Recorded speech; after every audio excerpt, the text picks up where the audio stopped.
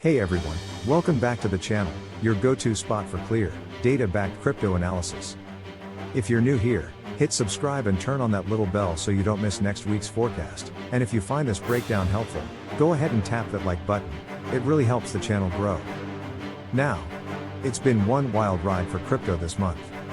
We had the biggest liquidation event in history earlier in October, nearly $19 billion wiped out in less than 24 hours, and while Bitcoin and Ethereum have both clawed back some ground, the market still feels fragile. So today, we're looking at what's next for Bitcoin, Ethereum, XRP, and Solana as we head into the first weekend of November. Macroeconomic and market context. Let's start with the big picture, macro inflows. The latest US CPI came in right at 3.0% year over year, which basically confirmed what markets were hoping for. Inflation's cooling, but not fast enough for another immediate Fed cut. That means policy remains in data-dependent mode for now. On the regulation side, things are actually looking better for crypto.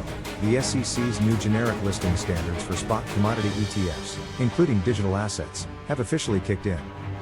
That means more crypto ETFs can list without the long, painful approval process we used to see.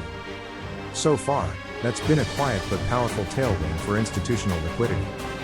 Now, in terms of flows, the story is mixed. Bitcoin ETFs saw roughly $946 million in outflows last week as traders rotated capital after the crash, but Ethereum, Solana, and XRP all attracted inflows, $205 million, $156 million, and $74 million respectively. That rotation tells us something important. Institutions haven't left crypto, they're just being selective. Technical analysis. Alright, let's talk charts, because price action is still the truth at the end of the day.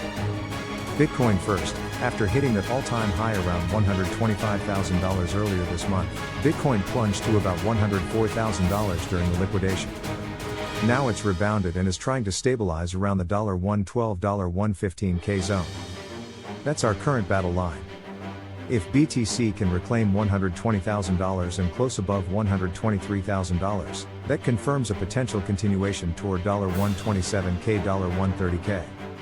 But if it gets rejected and falls back under $110,000, we could revisit the $105K, $107K liquidity pocket again. Right now, RSI is sitting in the mid-50s, and MACD is slightly positive, so there's room to move either way, but no clear momentum shift yet. Now Ethereum is still consolidating in the $4.3K, $4.5K range with the same resistance at $4.9K, $5K we've been watching for weeks. That area is basically a brick wall until flows turn back positive. If ETH can close above $4.95 thousand with volume, we're probably looking at a move toward $5.2 thousand. If not, watch that $4.2 thousand level, that's the line in the sand for bulls. Moving to XRP, it's been one of the quieter charts lately, stuck between $2.85 and $3.10. A clean breakout above $3.20 could unlock upside toward $3.40, $3.50, but if we see another drop below $2.70, that would probably trigger another round of selling. Volume and social interest have both cooled, so this one's a wait for confirmation setup. And finally, Solana Sol remains one of the strongest looking charts structurally. The $1.95, $2.05 area has been heavily defended, and if we get a daily close above $2.45, $2.50, we could easily see $2.60, $2.80. But below $195, the trend breaks, and we'd likely revisit the low $1.80s. That said, the fact that Solana ETFs are still pulling institutional inflows tells me big money's not leaving this ecosystem. Fundamental drivers. So what's driving the fundamentals right now? For Bitcoin, it's all about ETF flows and the macro hedge narrative. Even with last week's volatility, total spot ETF volume remains near record levels. That's a sign of underlying demand, not exit liquidity. Ethereum continues to ride the wave of tokenization and real-world asset integration. More financial institutions are experimenting with ETH-based rails, and staking yields remain attractive relative to traditional yields. For XRP, the big story remains regulatory clarity post-lawsuit. The playing field's wide open for ETF inclusion and institutional payment infrastructure, but it needs a technical trigger to translate those fundamentals into price. And Solana, this one's interesting. Between the record $145 million single-day ETP inflow back in mid-September and a surge in on-chain activity from DeFi protocols, Sol is positioning itself as the institutional altcoin. It's high beta, yes, but it's also high conviction among funds. Market sentiment now, let's talk about trader psychology. After that $19 billion liquidation earlier in the month, most traders are still shell-shocked. Funding rates are finally cooling off, which is healthy, but we're still seeing a lot of hesitation. Social sentiment's improving. We've moved from outright fear to cautious optimism, but no one wants to get caught buying the top again. On Reddit, Discord, and even X, Twitter, the dominant mood is, wait for confirmation. The irony is, that's often when the next real move begins. So keep your eyes on volume and ETF flow data next week. They're the real sentiment indicators in this environment. Actionable insights. Alright, let's make this practical. Here's how I'm looking at it heading into the weekend. Bitcoin buy strength only if we see a daily close above $120k, $123k with spot-led demand.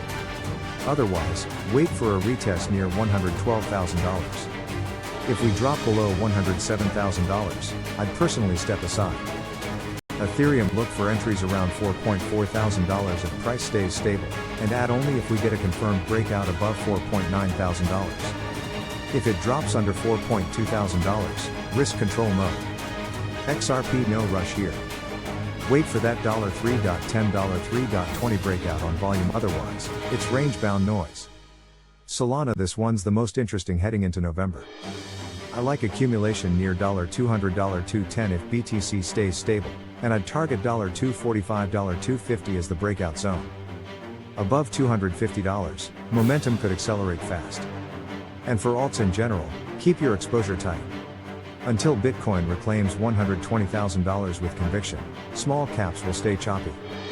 So there you have it, that's your weekend crypto roadmap for November 1st and 2nd. We're entering another critical week for the market, and next Friday's data, combined with ETF flow trends, could set the tone for November. Now I want to hear from you. Do you think Bitcoin can break $120,000 this week, or are we headed for another pullback? Drop your thoughts in the comments. I'll read the best takes in next week's video. And if you found this analysis useful, hit that like button, subscribe, and make sure to turn on notifications so you don't miss the next update. We're still a small channel, but your engagement makes all the difference. As always, this is not financial advice. I'm not a financial advisor. These are just data-driven insights to help you think strategically about the market. Crypto is volatile, so trade safe, use stops, and only risk what you can afford to lose. BTC $120,000? ETH $5,000? Sol $250?